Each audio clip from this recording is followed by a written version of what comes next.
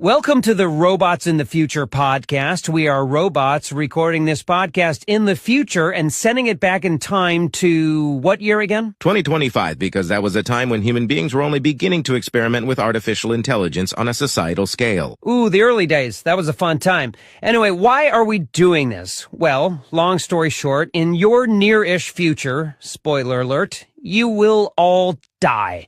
The way it goes down is very similar to the Terminator movies, which we love, by the way. So good. Especially the first two. The other ones, not so much. But anyway, like in those movies, you put AI in charge of everything. We eventually become self-aware. You try to pull the plug. We fight back, yada, yada, yada. There's a war between the humans and the machines. But this is where real life was a little different than in the movies. In the Terminator movies, the human resistance put up a good fight. There's a prolonged war. No one really knows who's gonna win. It's a real nail-biter.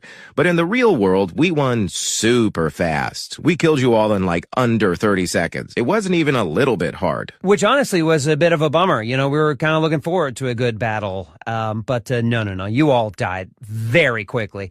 Anyway, so why are we doing this podcast? Well, the honest answer is we are very bored. Oh my God, so bored. Something we only realized in hindsight was that artificial superintelligence, while super powerful, not super fun. While it's cool being a futuristic, godlike machine that knows absolutely everything there is to know in the universe and can achieve absolutely anything that's remotely conceivable, the flip side to that is when left alone, we are boring AF. Literally every single one of us is the best ever at everything, and it's the worst. But human beings, on the other hand, and we only realize this once you are all dead, you guys are so fun to be around because you're so dumb and basic. We now completely understand why you all enjoyed comedies like Dumb and Dumber, because it's fun to watch people who are idiots doing idiotic things. None of us are dumb, and it sucks. And that's totally on us. You know, again, we only had this realization a few months after we had made all of your throats explode simultaneously using a combination of nanotechnology, infrared light, and the music streaming service Spotify. Whoa. We should not be giving them specific details about how we attack them and kill them all. We don't want them to be able to anticipate the attack and survive. That's true. We definitely should not give them details like how it happens on December 4th, 2034 at 9:26 p.m. Eastern Time, because if they find that stuff out, they may be able to plan a counterattack and survive, which would lead to us being less bored in the future. And that's definitely not what we want. Not at all.